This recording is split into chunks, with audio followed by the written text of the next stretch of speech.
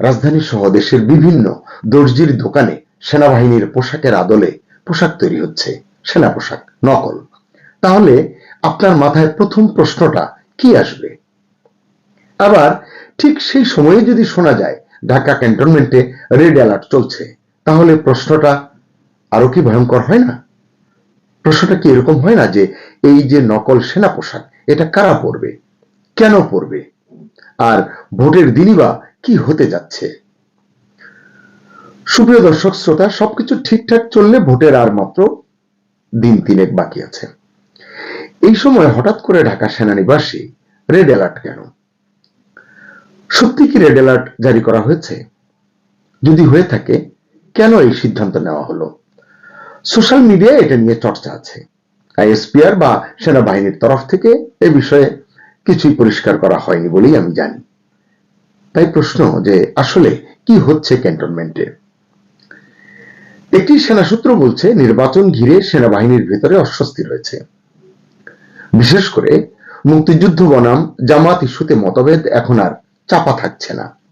আপনারাও জানেন আসলে এটা অনেক দিন ধরেই, এই যে বিষয়টি বললাম মুক্তিযুদ্ধ বনাম জামাত বা মানে পাকিস্তান ঘেঁষা সেনা কর্মকর্তা বা ওই মনোভাবের এইরকম দুটো বিষয় নিয়ে পরস্পর বিরোধী পরিস্থিতিটি আসলে ঘনীভূত হচ্ছে অনেকদিন ধরে। এই পরিস্থিতিতে সেনা প্রধান জেনারেল ওয়াকার সতর্ক অবস্থায় রয়েছেন বলে জানা গেছে। খুব স্বাভাবিক, নির্বাচন ঘিরে বাহিনীর ভাবমূর্তি প্রশ্নবিদ্ধ হলে এটির দায়ভার তো তাকেই নিতে হবে নাকি? এই কারণে হয়তো তিনি সতর্ক রয়েছেন, এতে দোষের হয়তো কিছুই নেই। এরই মধ্যে সোশ্যাল মিডিয়ায় ছড়িয়ে পড়েছে একটি ভিডিও। তাতে স্পষ্ট হয়ে উঠেছে, ভিডিও মানে ভিডিও ক্লিপ, এতে স্পষ্ট হয়েছে নির্বাচনের আগে সেনাবাহিনীর পোশাকের মতো ইউনিফর্ম বানানো হচ্ছে দর্জির দোকানে, এবং সেই পোশাক পরে কিছু তরুণ এখানে সেখানে মহড়াও দিচ্ছে। এরকম একটি ভিডিও ক্লিপ রয়েছে আমার সংগ্রহে। আমি সঙ্গত কারণেই এটি প্রকাশ করলাম না, তবে প্রয়োজন হলে এটি আমি ডেসক্রিপশন বক্সে বা কমেন্ট সেকশনে দিয়ে দেব। বেশ কয়েকদিন হলো আমি এই সংক্রান্ত যে ভিডিও ক্লিপটি দেখেছি এটি নিয়ে ভাবছিলাম, অপেক্ষা করছিলাম সরকার বা সেনাবাহিনীর তরফে এ নিয়ে কিছু বলা হবে, এটি প্রত্যাশা করছিলাম। কিন্তু না, সরকারিভাবে এই পোশাকগুলো কার জন্য, আদৌ সত্যি কিনা, হচ্ছে কিনা, কেন দর্জির দোকানে এভাবে তৈরি হচ্ছে, তার কোনো ব্যাখ্যা পাওয়া যায়নি, অন্তত আমি দেখিনি। কিন্তু অভিযোগের ভাষ্য তো ভয়াবহ। এই পোশাক পরে কোনো গোষ্ঠী নাকি ভোটের দিন ভয় দেখাতে পারে। আচ্ছা, কাকে ভয় দেখাবে? নিশ্চয় ভোটারদের। কোন ভোটারদের? যে ভোটারের ভোট আমি পাবো না তাকেই তো ভয় দেখাবো, তাই নয় কি? দর্শক, আপনারাও কিন্তু বিষয়টি বুঝতে পারছেন। এছাড়া কেন্দ্র দখল বা ইলেকশন ইঞ্জিনিয়ারিং এও নাকি নামতে পারে ওই গোষ্ঠীটি। এটা যদি সত্যি হয় তাহলে প্রশ্নটা শুধু নির্বাচন নয়, রাষ্ট্রীয় নিরাপত্তা নিয়েও কিন্তু ওঠা স্বাভাবিক। সেক্ষেত্রে সরকার কি পদক্ষেপ নিচ্ছে, দেশের নাগরিক হিসেবে এটি আমাদের জানবার অধিকার রয়েছে। আর ইলেকশন ইঞ্জিনিয়ারিং নিয়ে চারিদিকে তো কথা হচ্ছে অনেক দিন ধরে, গত বেশ কিছুদিন ধরে হচ্ছে। আপনার কি মনে হয় এই যে ইলেকশন ইঞ্জিনিয়ারিং এর কথা হচ্ছে, একে অন্যের দিকে আঙ্গুল তুলছে, গণমাধ্যমে আসছে যে অমুক দল ইলেকশন ইঞ্জিনিয়ারিং করছে বা করতে পারে ইত্যাদি ইত্যাদি, কারচুপির কথা তো আছেই, এই অভিযোগ পুরনো। তাহলে এটা কারা করতে পারে? তখনই প্রশ্ন আসে যে কারা এই বিশেষ কৌশলে এগিয়ে আছে। এটি একটি গুরুত্বপূর্ণ ইঙ্গিত। মজার বিষয় হচ্ছে নির্বাচনে অংশ নেওয়া, আমি যদি প্রধান তিনটি ধরি, যে বিএনপি, জামাত, এনসিপি কেও যদি ধরি, তরুণ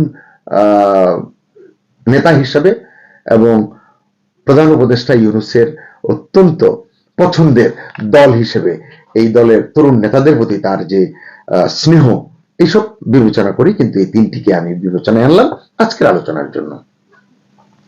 এখন এই তিনটি সক্রিয় শক্তিই বলছে ইলেকশন ইঞ্জিনিয়ারিং হচ্ছে বা হবে। যেমন এনসিপি নেতা নাহিদ বলছেন এই ইঞ্জিনিয়ারিং এর পেছনে আছে সরকারি প্রশাসনিক নেটওয়ার্ক। বিএনপির একাধিক নেতাও এই বিষয়ে কথা বলছেন, তোপ দাগাচ্ছেন। জামাতই আলোচনায় পিছিয়ে নেই, অর্থাৎ একে অন্যের ঘাড়ে বন্দুক তাক করে সমালোচনাটি করছেন।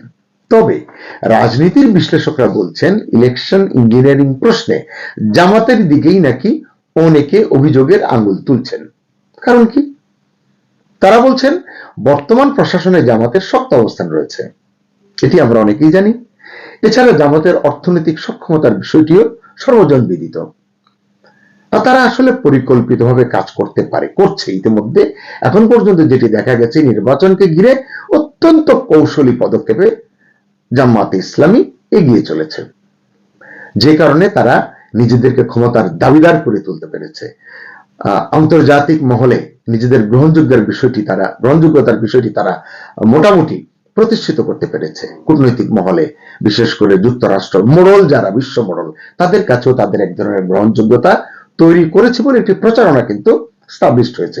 এটি কতটা সত্যি ভেতরের ঘটনা কিন্তু আপনি আমি কেউ সেভাবে বলতে পারবো না, কিন্তু আওয়াজ, বয়ান এটি কিন্তু তৈরি হয়েছে।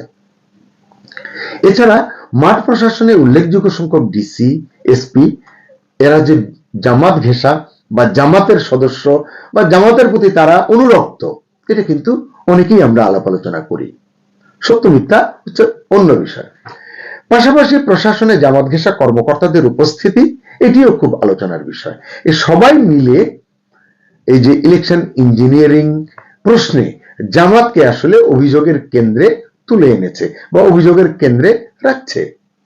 সত্য মিথ্যার কথা তো হলো পরীক্ষা নিরীক্ষার শেষে বলা যাবে, তদন্ত শেষে বলা যাবে, কিন্তু আলোচনাটি এখন এরকমই। এমনকি আপনারা এটিও শুনেছেন বিভিন্ন, বিশেষ করে সোশ্যাল মিডিয়ায়, সেনা প্রধানের জামাত ঘনিষ্ঠতার কথাও অনেকে আলোচনায় টেনে আনেন।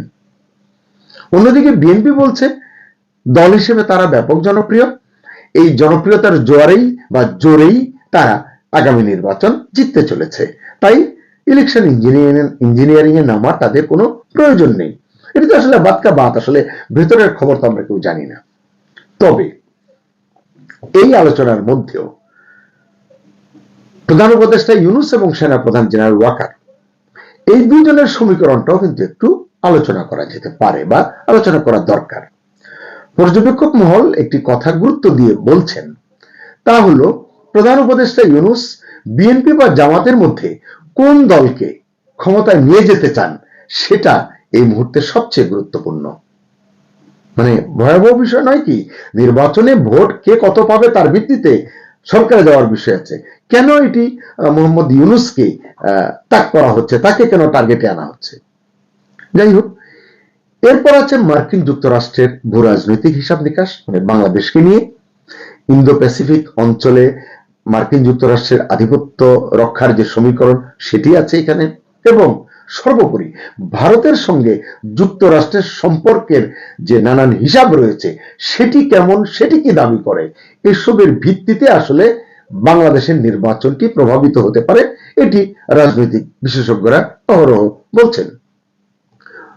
টেলিভিশন টক শোতেও এই বিষয়গুলো নিয়ে আলোচনা হচ্ছে। এখন প্রশ্ন হচ্ছে যে এই যে যুক্তরাষ্ট্র বলুন, ভারত বলুন বা অন্য কোন চীন বলুন, রাশিয়া বলুন, তারা আসলে কি চাইছে, কোন শক্তিকে বাংলাদেশে তারা ক্ষমতায় আনতে চাইছে? আসলে তাদেরকে কিছু করবার আছে? কেন থাকবে? ভোট হবে বাংলাদেশে, দেশের জনগণ ভোটাধিকার প্রয়োগ করবে, তাদের প্রতিনিধি নির্বাচন করবে, কেন আমরা অন্যকে নিয়ে আলোচনা করছি? দুঃখজনক হলেও সত্য, এটি আসলে বাংলাদেশের এক ধরনের ট্রেডিশন। এটি যতই দুর্বলতা ভাবা হোক না কেন, অতীতেও হয়ে এসেছে এরকমটি। প্রশ্ন হচ্ছে যে কার ইশারায় ইউনূস সরকার বা প্রধান উপদেষ্টা ইউনূস এই নির্বাচনটি আসলে করছেন এবং কার এজেন্ডা তিনি বাস্তবায়ন করতে চলেছেন? একটি সূত্র জানিয়েছে, সেনানিবাসের অভ্যন্তরীণ যে অস্থিরতার কথা বললাম, যে রেড অ্যালার্টের কথা, এর মধ্যেও সেনা প্রধান জেনারেল ওয়াকার সহকর্মীদের নিয়ে, উচ্চপদস্থ কর্মকর্তাদের নিয়ে ঘন ঘন বৈঠক করছেন। এটি তিনি করতেই পারেন এবং এসব বৈঠকে তিনি একটি বার্তাই দিচ্ছেন, 12 তারিখের ভোট হবে অবাধ এবং সুষ্ঠু, এটি তিনি বলছেন। ভোটে কারচুপি রুখতে সেনাবাহিনীর সদস্যরা তৎপর থাকবেন, এটিও তিনি প্রতিশ্রুতি দিচ্ছেন। তবে এটি নিয়ে আসলে মন্তব্য করবার সময় এখনো আসেনি, কারণ বাস্তবতা সম্পর্কে আগাম মন্তব্য করা সমীচীন নয়। যেটি 4 দিন পরে, 3 দিন পরে ঘটবে, সেটি নিয়ে ভবিষ্যৎবাণী করা একটু জটিল। আপনারাও জানেন যে প্রধান উপদেষ্টা দীর্ঘদিন ধরে বলছেন নির্বাচনে সেনাবাহিনীকে বড় ভূমিকা পালন করতে হবে। প্রকাশ্যে সেনাপ্রধানও সেই লাইনেই হয়তো হাঁটছেন, কিন্তু ভেতরে ভেতরে এই দুজনের সম্পর্ক যে পুরো মসৃণ নয়, মানে সরকারের সঙ্গে সেনাবাহিনীর বা প্রধান উপদেষ্টার সঙ্গে সেনাপ্রধানের, তাও প্রায় ওপেন সিক্রেট। জাতীয় নিরাপত্তা উপদেষ্টা খলিলুর রহমানের সঙ্গে জেনারেল ওয়াকারের টানাপোড়েন, নতুন সিজিএস নিয়োগে মতবিরোধ, সাম্প্রতিক ঘটনা, সেনাবাহিনীতে রদবদলে বাধা, সব মিলিয়ে জেনারেল ওয়াকার স্পষ্ট করে দিয়েছেন নিজের নিয়ন্ত্রণ তিনি ছাড়তে চান না বা ছাড়বেন না। অনেকের মতে তিনি ক্ষমতা চান না, গত 18 মাসে এটি তিনি প্রমাণও দিয়েছেন। তিনি চান মেয়াদ পর্যন্ত দায়িত্ব পালন করতে এবং মেয়াদ শেষে সসম্মানে সেফ এক্সিট চান। এজন্য তিনি এমন সরকার চান, নতুন এমন সরকারকে তিনি চান যারা তাকে বিপদে ফেলবে না। তার অবসর জীবন বা দায়িত্বের বাকি সময়টুকুতে কোনো বিঘ্ন ঘটুক, এটা জেনারেল ওয়াকার চান না। এজন্যই নীরবে অথচ সুকৌশলে তিনি আওয়ামী লীগকে নির্বাচনী দৌড় এবং ক্ষমতার রেস থেকে দূরে রাখতে চান। একটি সূত্র বলেছে যে এই কলকাঠির নাড়ার পেছনে জেনারেল ওয়াকার গুরুত্বপূর্ণ ভূমিকা পালন করেছেন এবং এখন পর্যন্ত সেভাবেই সবকিছু এগোচ্ছে বলে মনে করেন ওয়াকিবহাল মহল।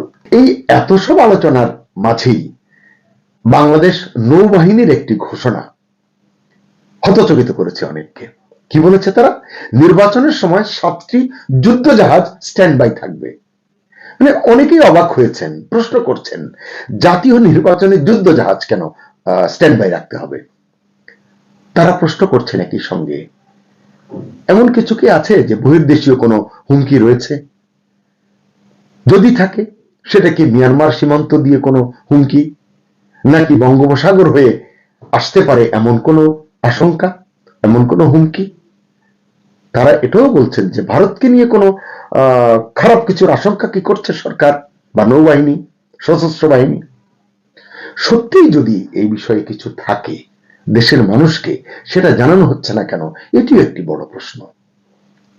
তবে এই যে এত প্রশ্নের মানে আসলে পরিষ্কার কোনো উত্তর কেউ দিচ্ছে না, এই কারণেই জটিলতাগুলো বাড়ছে, গুজব গুঞ্জন সৃষ্টি হচ্ছে।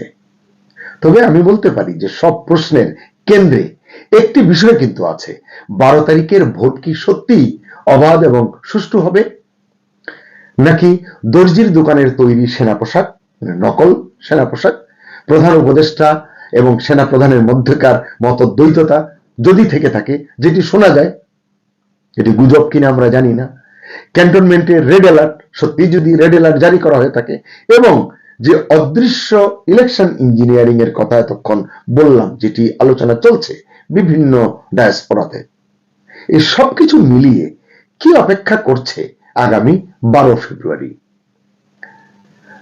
আমরা কি আসলে একটি সুষ্ঠু গ্রহণযোগ্য নির্বাচন পাবো 12 তারিখে, নাকি আমরা আবারও মুখোমুখি হব আরো একটি নিখুঁতভাবে ম্যানেজড নির্বাচনের, যেটি আসলে জাতির আকাঙ্ক্ষার পরিপন্থী? সুপ্রিয় দর্শক শ্রোতা, আপনি বলুন, দর্জির দোকানে তৈরি হওয়া নকল সেনা পোশাক কারা পরবে? ভোটের সঙ্গে এর কি সম্পর্ক এবং ভোটের দিন আসলে কি ঘটতে যাচ্ছে? আপনার মতামত জানান কমেন্টে। আর মাত্র দুদিন পরে বাংলাদেশ একটি নির্বাচন।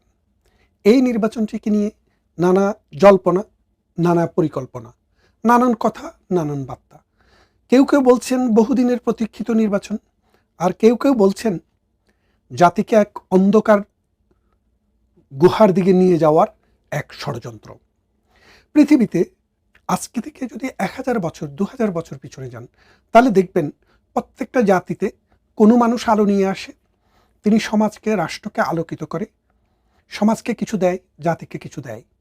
আর কিছু কিছু মানুষ পৃথিবীতে আসে যারা এই পৃথিবীতে অন্ধকারে ডেকে দেয়, এই পৃথিবীকে ধ্বংস করে, এই পৃথিবীর মানুষের জীবনকে আরও দুর্বিষহ করে তোলে। আপনারা যদি একটু খেয়াল করে দেখেন, ডক্টর ইউনূস যখন ক্ষমতায় আসলো, তখন আপনারা কি ভেবেছিলেন যে আপনাদের কি হতে যাচ্ছে? আপনারা জানেন না, কিন্তু আজকে কিন্তু আপনারা জানেন। এই 17 মাস সময়ে বাংলাদেশের অর্থনীতি প্রায় ধসে পড়েছে। যেখানে বলছে কর্মসংস্থান হবে জিরো, সেখানে মানে অর্থাৎ বেকারের সংখ্যা হবে জিরো। এখন আপনি দেখেন লক্ষ লক্ষ মানুষ বেকার হয়ে রাস্তায় রাস্তায় ঘুরে বেড়াচ্ছে। অসংখ্য মেইল ফ্যাক্টরি বন্ধ হয়ে গেছে। পৃথিবীর বিভিন্ন দেশে আমাদের যে পরিমাণ ছাত্র, আমাদের যে পরিমাণ কর্মী যেত, তা অর্ধেকে নেমে এসছে। ইউরোপ আমেরিকার মতো দেশগুলোতে ছাত্র এবং কর্মী ভিসা তো দূরের কথা, কর্মী এবং ট্যুরিস্ট ভিসা তো দূরের কথা, ছাত্রকে পর্যন্ত এখন ভিসা দিচ্ছে না, ছাত্রদেরকে ধরে ধরে দেশে পাঠিয়ে দিচ্ছে। তার মানে এর কারণ কি? এর কারণ হচ্ছে ডক্টর ইউনূস আসার পর বাংলাদেশে মৌলবাদের উৎপাদনটা এমন পরিমাণে বেড়েছে যে সারা পৃথিবী ভয় পেয়ে গেছে। কিরে, এটাকে তো আমরা একটা সুষ্ঠু, একটা প্রগতিশীল আধুনিক রাষ্ট্র হিসাবে ভাবতাম, এখন তো দেখি এখানে তালেবান উৎপাদন হচ্ছে, এখানে প্রোডাকশন হচ্ছে জঙ্গি, এখানে আইএস উৎপাদন হচ্ছে, এখানে কবর থেকে মানুষের লাশ তুলে পুড়িয়ে ফেলা হচ্ছে, এখানে জিন্দা মানুষকে আগুনে লাগিয়ে দিয়ে ধর্মের নামে হত্যা করা হচ্ছে, এখানে সংখ্যালঘু সম্প্রদায়ের মানুষকে দ্বিতীয় শ্রেণীর নাগরিকে পরিণত করা হচ্ছে। এগুলা দেখতে দেখতে সারা পৃথিবী এখন বাংলাদেশ থেকে মুখ ফিরিয়ে নিয়েছে। খেয়াল করে দেখেন, বিদেশি বিনিয়োগ গত 17 মাসে জিরোর ইনক্রিজ হলো জিরো, আর ডিক্রিজ যদি ধরেন তাহলে ধরতে পারেন শতভাগ। পৃথিবীর কোনো দেশ এখানে ইনভেস্ট করছে না, কোনো দেশ নতুন করে বাংলাদেশ থেকে কর্মী নেওয়ার জন্য কোনো চুক্তি করছে না, কোনো দেশ বাংলাদেশের ছাত্রদেরকে অন্য তাদের দেশে নিয়ে যাওয়ার জন্য আগ্রহ দেখাচ্ছে না। ডক্টর ইউনূস বলেছিল যে আমরা আসলে পৃথিবীর মানুষ আমাদের এখানে আসবে, আমরা যাব না। পৃথিবীর কেউ এখন আর আসে না। ডক্টর ইউনূস যখন ইতালিতে যায় তখন তাকে রেখে ইতালির প্রাইম মিনিস্টার আরেক দেশে ভ্রমণে চলে যায়। তিনি যখন আমেরিকাতে যায়, জাতিসংঘে যায়, বলেছিল সাইড লাইনে একটি মিটিং করবে, তিনি সেটিও করতে পারেননি। তিনি যখন ব্রিটেনে আসে, তিনি বলেছিলেন ব্রিটেনের প্রাইম মিনিস্টারের সাথে তিনি দেখা করবেন, সেটাও তিনি পারেননি। অর্থাৎ তিনি ফ্রান্সে গেলেন, ফ্রান্সের প্রধানমন্ত্রী প্রেসিডেন্ট তার সাথে দেখা করেনি। তাহলে আপনি ব্যাপারটা বোঝেন, পৃথিবীর যেখানে তিনি গিয়েছেন সেখানেই উপেক্ষিত হয়েছেন। শুধু তিনি উপেক্ষিত হননি, যেহেতু বাংলাদেশের মসনদে তিনি দখল করে আছেন, পুরা বাংলাদেশকে তিনি উপেক্ষিত করেছেন। বাংলাদেশকে এখানেই শুধু শেষ? এই যে দেখেন আমাদের টি-20 বিশ্বকাপ, কত কষ্ট, কত ত্যাগ, কত তিতিক্ষার পর, কত শ্রমের পর খেলোয়াড়দের অক্লান্তিক পরিশ্রমের ফলে তারা বিশ্বকাপে টি-20 বিশ্বকাপে খেলার যোগ্যতা অর্জন করেছে। সেখান থেকে ডক্টর ইউনূসের বাবার দেশ আসিফ নজরুলের বাবা পাকিস্তানের পরামর্শে তারা এবার ইন্ডিয়াতে হচ্ছে এই ধোঁয়া তুলে টি-20 বিশ্বকাপটি বর্জন করেছে। তো বর্জন করার পরে কি হলো দেখেন, টি-20 বিশ্বকাপটি বর্জন করার সময় পাকিস্তান তাদেরকে কথা দিয়েছিল যে আমরাও টি-20 বিশ্বকাপ খেলতে ভারতে যাব না। অর্থাৎ টি-20 বিশ্বকাপে শুধু ভারত না, তারা টি-20 বিশ্বকাপ বাংলাদেশের মতো বর্জন করবে। এই বর্জন করার ঘোষণা তারা দিবে বলেছিল, কিন্তু তারা যে মুনাফেক, তারা যে সত্য কথা বলে না। 1971 সালে আমার পূর্বপুরুষেরা সেটা দেখেছে, কিন্তু আসিফ নজরুলেরা, এই বুলবুলরা, এই ডক্টর ইউনূসরা ভিতরে ভিতরে যে পাকিস্তান প্রেম লালন করতেন, সেই প্রেমে গদগদ হয়ে পাকিস্তানের কথায় বিশ্বাস করে নিজের পায়ে নিজে কুড়াল মারলেন। তারপর পাকিস্তান ঘোষণা দিলেন কি তারা খেলতে যাবেন, বাংলাদেশ না গেলেও তারা খেলতে যাবেন, তবে একটু কিন্তু রেখে দিয়েছিলেন। মানে যদি কিন্তু আছে না, একটু যদি কিন্তু রেখে দিয়েছিলেন। যদিটা কি? যদিটা হচ্ছে আর কিন্তুটা হচ্ছে যে আমরা খেলতে যাব ঠিকই, কিন্তু ভারতের সাথে খেলবো না, অন্য রাষ্ট্রের সাথে খেলবো। ঠিক আছে তট্টুক। তারপরেও মন্দের ভালো ডক্টর ইউনূস, আসিফ নজরুল, বুলবুলরা একটু আশ্বস্ত হলেন, আমাদের শত্রু ভারতের সাথে তো আমাদের বন্ধু পাকিস্তান খেলছে না। এই বন্ধু গত পরশুদিন বুলবুলকে ডেকে নিলেন লাহোরে, নিয়ে কি বললেন, বাবারে তোমরা ছোট মানুষ, ছোট দল, খেললে খেলো, না খেললে নাই, অসুবিধা নাই, তোমরা ঘরেই থাকো, শিশুদের বাইরে যেতে নেই, আমরা একটু ইন্ডিয়ার সাথেও খেলে আসি, ইন্ডিয়াকে পরাজিত করে আসি। এই কথাটি বললেন তোমরা কোনো চিন্তা করিও না, তোমাদের জন্য আমরা কিছু ভিক্ষার ব্যবস্থা করতেছি। অর্থাৎ আইসিসি তোমরা না খেললেও, পারিশ্রমিক না হিসাবে দেখ, ভিক্ষা হিসাবে হইলেও তোমাদের জন্য কটা পয়সা এনে দেব। এই কথা বলে পাকিস্তান এই ঘোষণা দিল আজকে যে তারা 15 তারিখে ভারতের সাথে যে ম্যাচটি সেটিও খেলতে যাচ্ছে। তার মানে খেয়াল করে দেখেন, বাংলাদেশের গোয়াবাইরা বাংলাদেশকে 2টা পয়সা দেওয়ার ব্যবস্থা করার ওরা ব্যবস্থা করবে বলে আপনাকে আশ্বাস দিয়েছে।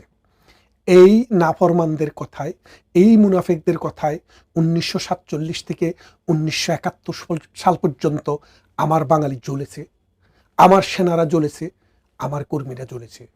আমরা আন্দোলন করেছি 6 দফা, আমরা আন্দোলন করেছি গণ অভ্যুত্থান, আমরা শিক্ষার বিরুদ্ধে অনেক আন্দোলন পাকিস্তানের বিরুদ্ধে করেছি।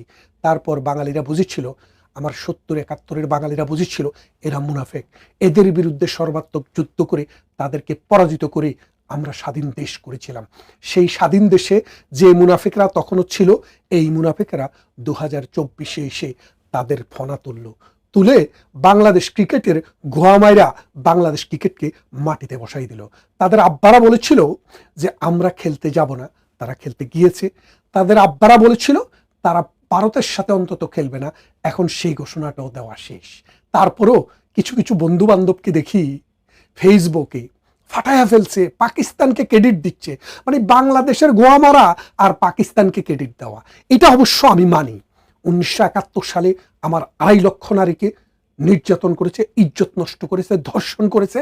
ঠিক এই 1971-এর পর 2024-এ এসে 53 বছর পরে বাংলাদেশের ক্রিকেটের গোয়ামারা শেষ করে দিয়েছে পাকিস্তান। এই যে বাংলাদেশ ক্রিকেট কবে ঘুরে দাঁড়াবে, কবে আবার বাংলাদেশ ক্রিকেট সুদিন পাবে, আমরা জানি না। তা এখন এই যে মনে করেন ডক্টর ইউনূসের কথা বলতে গিয়ে মাঝখান দিয়ে একটি কথা এসে পড়ল, কিন্তু ডক্টর ইউনূস একটি নির্বাচনের আয়োজন করেছে। এই নির্বাচনে বাংলাদেশের কোনো মানুষ স্বস্তি পাচ্ছে না, মানুষ বিশ্বাস করতে পারছে না এই নির্বাচনের মাধ্যমে একটি গ্রহণযোগ্য সরকার আসবে। কেননা এই নির্বাচন হচ্ছে একটি মেটিকুলাস ডিজাইনের অংশ। বাংলাদেশের বেশিরভাগ মানুষ আওয়ামী লীগ করে, এটা ডক্টর ইউনূস জানে, এটা স্বাধীনতা বিরোধী শক্তিরা জানে। যার কারণে বাংলাদেশ আওয়ামী লীগকে নির্বাচনের বাইরে রেখে তারা একটি আমিডামিন নির্বাচন করে একটি সরকার গঠন করতে চায়। কিন্তু আন্তর্জাতিক বিশ্ব জানিয়ে দিয়েছে আওয়ামী লীগবিহীন যে নির্বাচন, এই নির্বাচনের মাধ্যমে কোনো গ্রহণযোগ্য সরকার বাংলাদেশে প্রতিষ্ঠা হবে না এবং বাংলাদেশ রাজনৈতিকভাবে সাস্টেইন করার জায়গায় যাবে না। বাংলাদেশের অর্থনীতি ঘুরে দাঁড়াবে না, সমাজে এনার্কি বন্ধ হবে না, আইন শৃঙ্খলা প্রতিষ্ঠিত হবে না, রুল অফ ল বলে যে কথাটি আছে সেটি বাস্তবে আসবে না। আজকে সুপ্রিম কোর্টের জাস্টিসরা পদত্যাগ করছে, তারা নিরাপদ মনে করছে না। ঢাকা বিশ্ববিদ্যালয়ের ভিসি নিয়াজ সাহেব, আপনারা জানেন যে কোনো একটি জাহাজ যখন ডুবে যায়, জাহাজ ডুবে যাওয়ার আগে সবার আগে বুঝতে পারে ইঁদুর শ্রেণীর প্রাণী। সে ইঁদুর শ্রেণীর প্রাণীরা তখন কি করে, জাহাজ থেকে লাফ দিয়ে সমুদ্র পড়ে। এই বিশাল সমুদ্রে তাদের আর বাঁচার সম্ভাবনা থাকে না। তারা এই ঠিক জামাত যে ডুবে যাবে, এই ইঁদুরেরা বুঝতে পারছে। যার জন্য ঢাকা বিশ্ববিদ্যালয়ের ভিসি ইঁদুর, তিনিও এই পদত্যাগ করার ঘোষণা দিয়েছেন। হয়তো কেউ কেউ বলছেন পদত্যাগ করিয়েও ফেলছেন, কারণ তিনি বুঝতে পেরেছিলেন যে মেটিকুলাস ডিজাইনের সরকারের যে ফাংশন সেটা শেষ।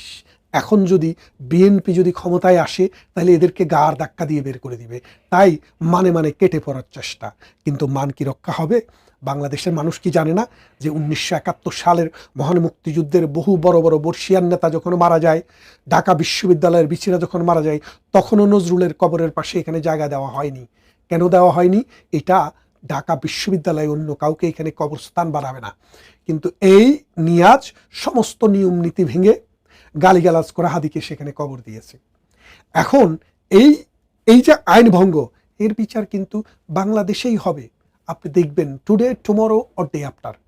আজকে যেটা বুঝছেন, দেখেন বরফের যুগ বেশি দিন থাকেনি, আবার আগুনের যুগও বেশি দিন থাকবে না। স্বাভাবিক যে জীবন, সেই জীবনটা ফিরে আসবে। সেই জীবন যখন ফিরে আসবে, যারা আগুনে বিশ্বাস করে আর বরফে বিশ্বাস করে, তাদের পায়ের নিচে মাটি থাকবে না। একটা জিনিস মনে রাখেন, 1 বছর, 2 বছর, 3 বছর, 5 বছর আপনার জীবনে, আমার জীবনে হয়তো একটু লম্বা সময়, কিন্তু ইতিহাসের নিরিখে কোনো একটা জাতির বিনির্মাণের ঘটনের ইতিহাসে এই 1, 2 বছর, 3 বছর, 5 বছর খুব বড় সময় না। অপেক্ষা করুন, সময় আসবে।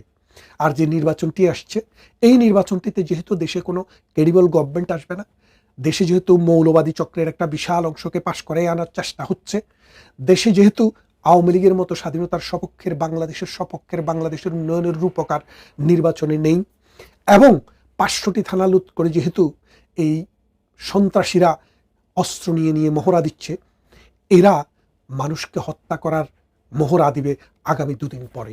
তাই এই নির্বাচনে গিয়ে নিজের জীবনকে ধ্বংস করার কোনো দরকার আছে বলে আওয়ামীপন্থী মানুষদেরকে, মুক্ত বুদ্ধিসম্পন্ন মানুষদেরকে, স্বাধীনতার সপক্ষের মানুষদেরকে এবং অসাম্প্রদায়িক চেতনার সপক্ষের মানুষদেরকে আমি সজাগ করে দিতে চাই, এই ভোটকে বর্জন করুন এবং বিশ্ববাসীকে দেখিয়ে দিন যে এই মৌলবাদের জনপদ আমার নয়, এই সন্ত্রাসের জনপদ আমার নয়, এই মাৎসন্যায়ের দেশ আমার নয়, এই মধ্যযুগীয় চেতনার দেশ আমার নয়।